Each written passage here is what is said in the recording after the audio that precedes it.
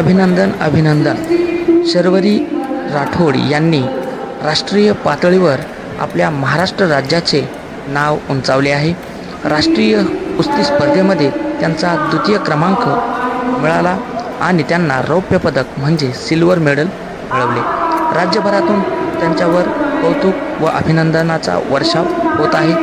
आज दिनांक मंगळवार 19/11/2024 रोजी गोरखपूर उत्तर प्रदेश येथे पार पडलेल्या राष्ट्रीय स्तर 14 वर्षाखालील शालेय कुस्ती स्पर्धेच्या 62 किलोग्राम वजनी गटात श्री रामकृष्ण महाराज निवासी विद्यालय पिंपळगावान तालुका केज येथील 8वीची विद्यार्थिनी कुमारी शर्वरी कृष्णा राठोड यांनी घवघवीत यश संपादन केले. पुढील वर्षी नक्कीच त्या राष्ट्रीय पातळीवर हे पदक मिळवणार आणि आपल्या सर्वांचं सहकार्य त्यांना लाभणार आहे.